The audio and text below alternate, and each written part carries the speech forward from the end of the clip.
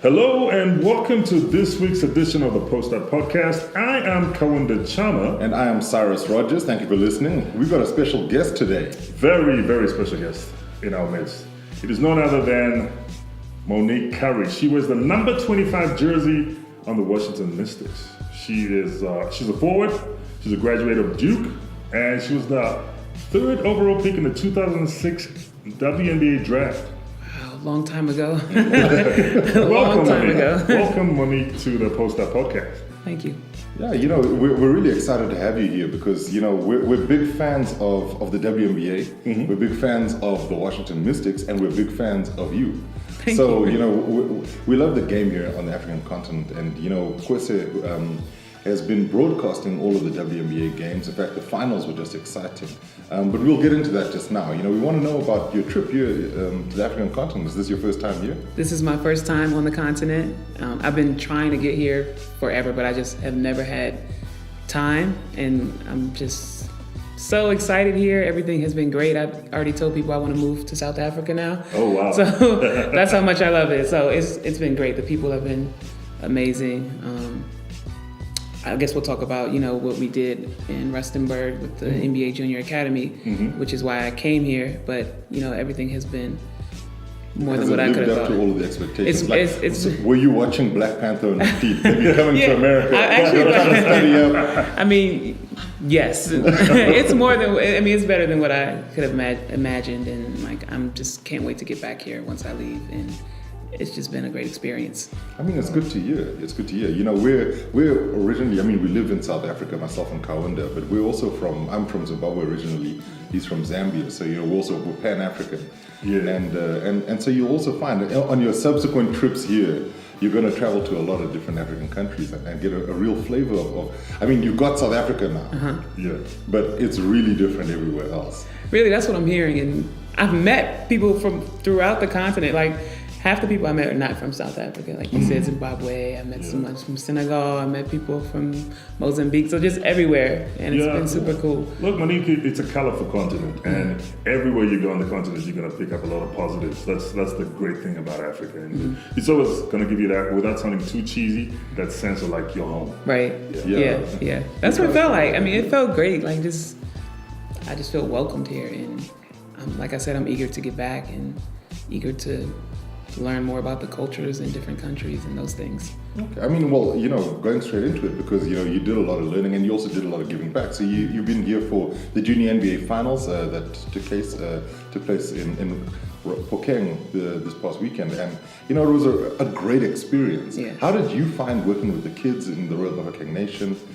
Was it something that you enjoyed? Oh, that was the best part of my trip so far. Sorry, I loved the sightseeing and everything, but just being able to mingle with the girls who participated in the clinic and see how excited they were about basketball. They were excited to have me there and they welcomed me there, and they were just eager to learn. And for me to find out that some of them had just started playing basketball and to see their level, you just see the potential in a lot of those girls, and that was exciting. So is this the kind of thing where if you were a sports agent, you'd be drooling? You'd be oh man, this is the air up there too. I'm looking. I'm like, that girl, can we bring her over for high school or something like that? But there were some pretty good girls out there that have some potential with a little bit of training and playing for a little bit longer. They definitely could make something out of basketball. So would you say you saw a couple of Monique Curries in there? Yeah, they might not be saying now. Yeah, I saw in a couple of years. Yeah, she could play my position. Yeah, better. Yeah, I saw some girls that really could make basketball a thing for them. Just take it as far as they want to. But what I like about basketball and these girls playing, it kind of gives these young girls so much more outside of the physical aspect of basketball, and just the confidence that they get, the community that you have with teammates and coaches and stuff like that, and just carrying that over to your personal life is what I enjoy most about what basketball does for the girls. And growing up playing the game, how did you get involved with basketball?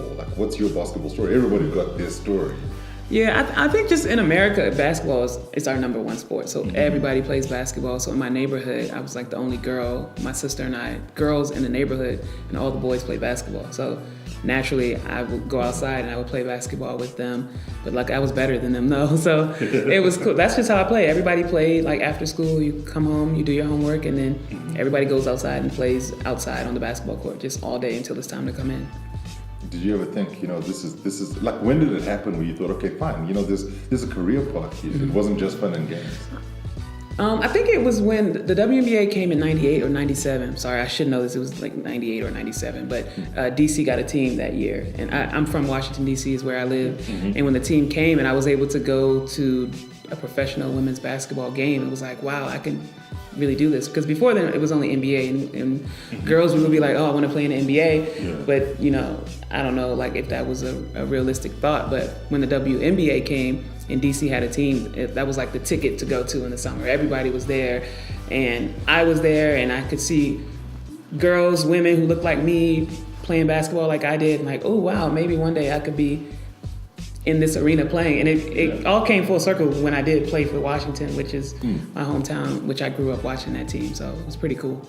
I mean, you can imagine, that, like you say, it comes full circle, and you sort of spend your time thinking, as a kid, did you ever think this is where you would be? Right. I don't know if I ever even thought that big. I mean, like I said, when the WNBA came into existence, I was like, wow, I can do this. And then so throughout the years playing, AAU basketball, playing high school basketball, and then being able to get a scholarship to college and go to Duke, then I really was like, okay, I need to put this work in. I want to play basketball for a living. And, that's what I did. To some girl out there listening to this podcast thinking, I want to be the next Monique. I mean, you graduated with a degree in public policy and African American studies, which is no walk in the park. And at the same time, you had a schedule to train to be one of the best at Duke. You scored 1,500 points in your college career. I know you know that. I know you might be going, oh wow, but I know you know that. Anyway, what would be your advice to a young girl now looking up to you, who obviously thinks, I've also got to do the school thing because I might need something to fall back on, right? But I also want to be a professional basketball player.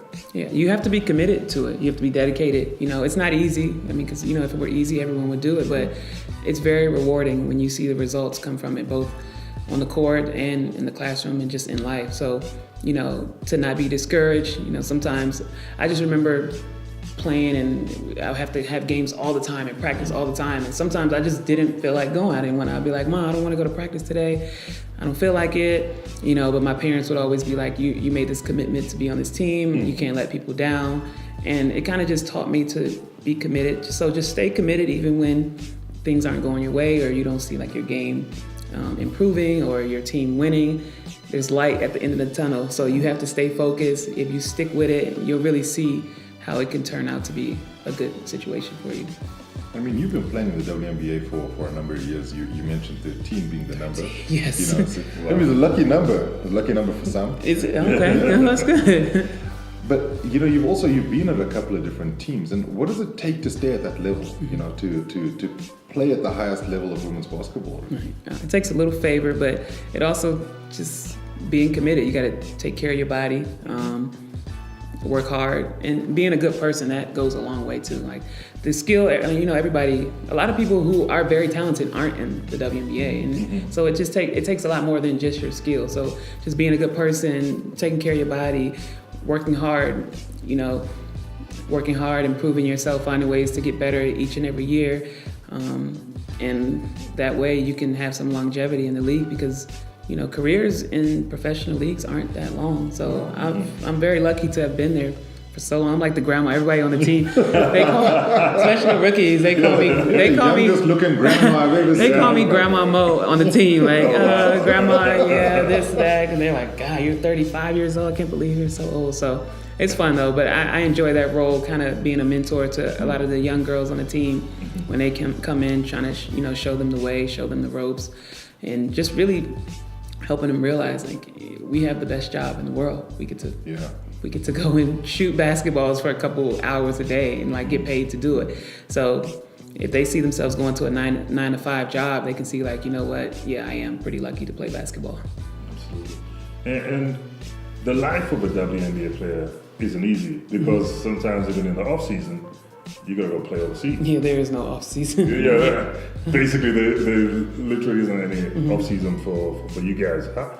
What kind of prep do you have to do to just keep your body at that peak, level, and make sure by the time the season is on, you're still fit, you've had enough rest, and you can perform?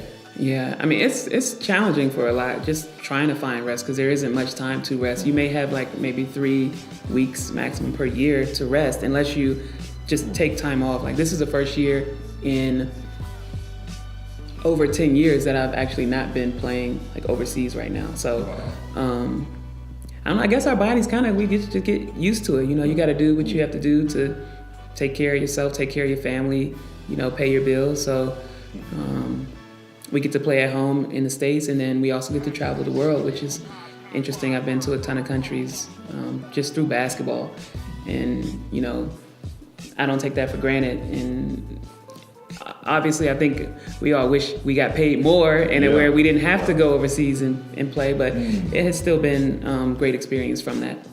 I mean, I suppose, the thing for us is that, the pay parity issue is obviously one that's a big hot button issue. But I think, there's got to be a sort of common sense area that could be found going forward. And I guess that's all the WNBA players want, is to be heard. Right. And try to find some sort of solution. Yeah, especially I think this year, just in society in general, with women's empowerment and women coming to the forefront of things. And obviously, the WNBA players aren't asking to get paid the millions of dollars that the NBA guys, which would be nice though. But you know what I'm saying? I mean, we'll take it. Yeah, it's no problem like that. Hey, they're signing $100 million contracts. It's cool, but I think we work hard. We put the work in just like anyone else, and I think we're a fun league to watch, and it'll come. I think the WNBA will begin to pay more. I think we are compensated well for what we do, but if you want to compare it to NBA, it looks like pennies. But we do make a good living playing basketball, so I can't complain about that. But I do hope for the future that the salaries can increase, and I believe that they will. No, I'm sure they will. Yeah. Because considering that, some of the fines some players have gotten for shenanigans on the court, yearly salaries for some people. Yeah, exactly. So you're like, okay, I mean, you see a little bit in the right. That disparity. most recent fight with LA and Houston would be. They handed out some fines. That's top most of mine. Yeah, like those guys are losing the whole WNBA team salary in 4 games. So that's pretty crazy. Yeah, it is crazy. It's pretty crazy. But I suppose. And like you say, you're not dissing the NBA in way. Form. You're just saying, look, the pie is massive. We don't have to have the crumbs off it. Exactly. Right. We just give us 1 or 2 slices. And we good. A slice is good. Yeah. A slice is good. But I think one of the things that we also want to talk about is this past WNBA season and your trip to the finals. I mean, what is that like for you and for the team as a whole? I mean, you play with some really great players on the team as well. Yeah, it was. Like I said, I grew up watching the Washington Mystics, right? This is my team growing up, and the Mystics had never been to the finals. And so to be a part of the team, to make history with that organization, it was great for the city, it was great for the organization, and it was great for me because it was my first finals that I ever played in. So I know how much work it takes, how hard it is to make it to the top, to get there. Like, it took me 13 years just to get to the finals. So it was great. I mean, obviously, we didn't win. We caught Seattle at a hot time, but I think that the program is like proud of what we did and where we're headed. So to get there, you get a taste of like the finals. Like, man, I was so close. So it's kind of like now you want to work harder. You're eager for more, and you want to get back to that level and hopefully take home the trophy. But I'm sure, although you say we didn't win with a bit of a frown in your face, but I'm sure the journey to the finals was satisfying enough at a certain level where you're like, wow. It was exciting. We are in the finals. Yeah, and then the WNBA, we have a single elimination in the playoffs now. Yeah. So it's kind of like some top teams were getting knocked out. So every game, like semifinals, first round, second round, is much more important than a series. You get time to you make a throw away a game, but in a single elimination playoffs, it's kind of like it's now or never. It's like you're in or you're out. So for us to make it through, to beat LA, who were champions 2 seasons prior, it was big for us. And Yeah, it was great. It was a fun ride. I did enjoy it. You know, like after some time passed, you know, getting over like just the disappointment of it. It's kind of like, wow, when you look back at the season, it's like, wow, we really did something big here in DC. Definitely. And you know, you've also had to come up against, you know, opponents of African origin, you know, like Jnr and Nico Vumike. And you know, what is it like playing with so many international players? Right. You know, like as teammates in some cases, and then also, you know, as opponents.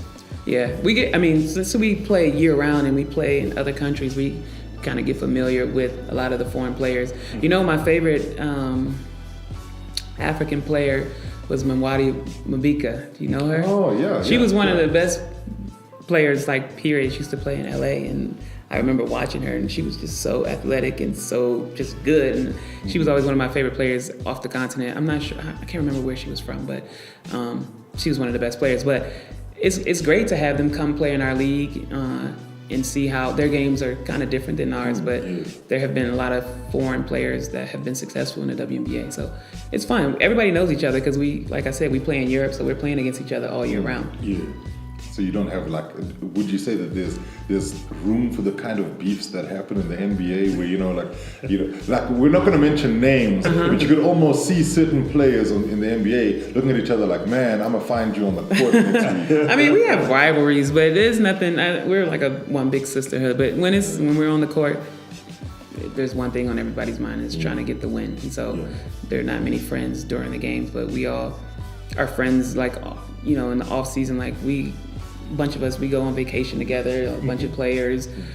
We're all in the group chats on text messaging together. So we're all really good friends, but it's like I said, it's just like a sisterhood. Okay, well, I mean, that's good to hear, because then it means in the heat of battle, you know, the dukes are up. Right. But then as soon as, you know, you sort of relax, you connect. For the most part, I mean, there are people who don't like each other. I mean, it's just it's natural, but for the most part, I think we try to get along. I don't know if I like Kaunda that much.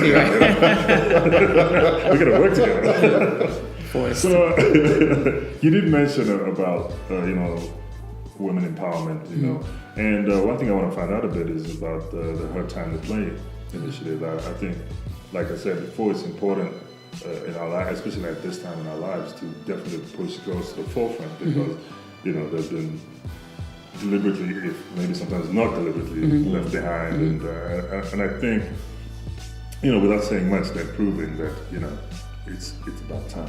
Right. It is about time. Yeah. Know? So, what are your feelings around that? Yeah, I think the NBA and the WNBA are doing a great job just trying to empower young girls and young women to be bold, to have a voice, to know that they matter, to be in the room when important decisions are being made. Because girls, you know, and women have a lot of knowledge, they have great things to say and important input. And sometimes they just need the door to open for them, and sometimes they need a push through the door. And so this kind of initiative is doing just that for young girls and women. And, you know, I'm all for it. I'm all for women's empowerment. I want to see, you know, young girls have role models, people to look up to, whether it be just whatever, owning companies, CEOs, doctors, all those kind of things, anything that a man can do. I want a young girl and women to know that they are able to do the same things if they wish. So whatever I can do to be a part of that, growing and encouraging and pushing women to be a part of the conversation, I'm all for that. Yeah, that's great. It's so important. I'm glad my daughter listens to this podcast. Oh, does she? Yeah, she's 11 years old. Oh, he makes her listen, so, you know. Right. Right. Homework, and then the podcast, and then dinner. Now, you know, keeping on that same level, you know, your teammate, Christy Tolliver, great announcement of her, you know, joining the Wizards organization. That must have come with a sense of pride, especially for you guys as teammates, to say, wow, it's one of ours. Yeah, and for sure. She's right there getting empowered. Right, yeah, she's the first current player to also be a coach at the same time. So, you know, she made history in that way. But yeah, we're here. Like, you know, we have 2 other women that are in the NBA, and I think it'll continue to grow. And I think people around the world understand that there's great input coming from women, but we're all like very happy for Christy, not just in Washington, but I think across the league. Everybody's really excited for her. You know, she's a point guard. She has some great knowledge that she can share with those guys, and maybe just even a different perspective on how things are done or how things are ran. So I know that she just started and she's getting her feet wet, but I think she'll do an awesome job with Washington. I'll tell you something, you know, like watching her this season, she's one of my favorites. Oh yeah? Yeah, I love to watch her ball. She just, you know, the WNBA really manages to find heroes in every team. And you know, I think that's what competition's like, right? You always gravitate to somebody who just speaks to something in you. And, you know, she's got that vision. So I can imagine that she'd probably take that into the coaching sphere as well. There's a funny story about Christy. Like in 2006, Christy went to Maryland. I went to Duke, and we played against each other in the national championship.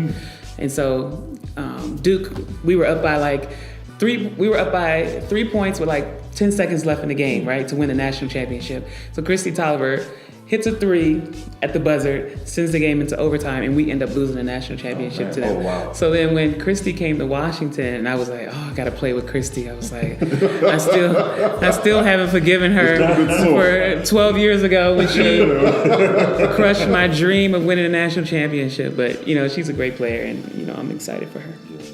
So one of the things that we have to talk about is obviously the new NBA season. And I know you're a fan of basketball, so I know you said to Kaunda you're actually a big Washington Wizards fan. I am a Wizards fan, yeah. So, home team. What do you think of the Wizards team this season? You know, does it look good? Well, I mean, we're not going to tell anybody. you can be totally honest. Well, you know, I have hopes every season. You know, we're off to a pretty slow start, but we're only 0-2. The season just started. I mean, we lost to Miami and Toronto in one of the games. We didn't have Dwight, who's a new addition, Dwight Howard to our team, which I think is really huge. We needed an inside player. And I just think, you know, as long as we can get into the playoffs, anything is possible. Like, you don't want to, I mean, last year we squeaked into the playoffs at the 8th spot, which I think we should have been better than that. But I think we should be top 4 in the East this season. That's my prediction. Those are my hopes, and hopefully to win the conference, and then win the conference, and then anything can happen. Anything can happen. Right, yeah. I know I might sound like I know Boston is up there and Toronto, those guys are like tops, but we might surprise some people this year. No, definitely. I think, you know, one of the things that's always interesting is this, you know, the idea that certain conferences are, you know, tougher than others. And in the NBA, you sort of see that a little bit. A lot. I'm trying to be kind. Right. But I mean, you know, so you bring up, you know, the Wizards' chances, and they're as high as anybody else because the Eastern Conference is fairly open with LeBron James. Yeah, with LeBron gone, exactly. You know, who do you think would? I mean, is it as a given that the Warriors are the team to beat in the whole NBA and in the West? I think until proven otherwise, you got to go with the Warriors. I mean, I feel like they just got better. They even got better than they were last season, which I don't know how that's possible. As good as they are, but I mean, they'll have their ups and downs, but they lost to Denver, I think, the other night. But they're just an amazing team. But LeBron James is my favorite player. And so I think he needs some time in LA, but I think he'll shake some things up on the West Coast. That's Kaunda's favorite. I've been telling Cyrus he needs to support LeBron. Yeah, LeBron, I mean, when a man loves Steph Curry, you can't tell him anything. I'm just saying, Steph is that guy. Steph is that guy. You know, he could probably park outside the arena and hit shots. I mean, he could. Like LeBron can jump from the parking lot and dunk. We know. We're moving right along. Yeah. I mean, LeBron, that's my guy, so. All right, that's great. So, final question. You know, let's say you had the chance to start a WNBA team on the African continent. Oh, wow. Right? What players from the WNBA would you bring here to join you on a team? So it's a new team, so I might need a couple young players. All right. Yeah. We're just going to note that these are your favorites. What am I bringing? Teammates. I got to bring Jonquel Jones. She's a post player from the Bahamas, actually. Jonquel Jones, that's good. Yeah, very good player. Got to get some guards like a Breonna Stewart. She's smooth. That's his favorite from the WNBA. Yeah. Oh, yeah. She's one of my favorite players. I have favorite players for sure. Deladon, I mean, she doesn't miss. You should see her in practice. She does not miss shots. How did she get fit to make it? I mean, that was astounding. Yeah, I don't know. I think they put some miracle something in her legs and got her back. Like Mike likes to get those shoes. Exactly. Yeah, they had. So I need some guards like Jewel Lloyd is great. Oh, yeah. Skylar Diggins. All these young players. Kayla McBride. Yeah, she's nice. She can shoot. She's nice. How many can I get? Like, how many do you want? I mean, it's all those all-star. Liz Cambridge, I'll take her. I need some size, but yeah. And I guess just as I'm gonna say, you had ace up the sleeve. Asia Wilson. Oh yeah. I see where you're at. All right. And I'm gonna be the head coach. I'm taking the coach. Like in soccer, they often had player coaches. Oh yeah. Where when you feel like it, you can also put yourself in the game. Yeah, so we can definitely do that. Yeah. But thank you so much, Monique, for being on the Post Up podcast. We really loved chatting to you, and we hope that it happens again soon. Sure thing. Thank you for having me. No, thank you for coming. And we have the NBA Africa game here. We've had 3 so far. Right. Yeah. One day, my biggest prayer is that we'll have the WNBA Africa. Oh, that would be awesome. I hope you will come when it does happen. I'll probably be done playing by then, but I will definitely be here. Hakeem and Dikembe played in the Africa first one. Did they really? Yeah. So it was only like 2 minutes, but they still played. They checked in the game. Yeah, and the dream shake happens. So, anything is possible. The Monique shake. Right. But since I'm moving to South Africa, then maybe I'll. Oh, there we go. Right, exactly. There we go. All right. Thanks, Monique. Thanks so much. Sure thing.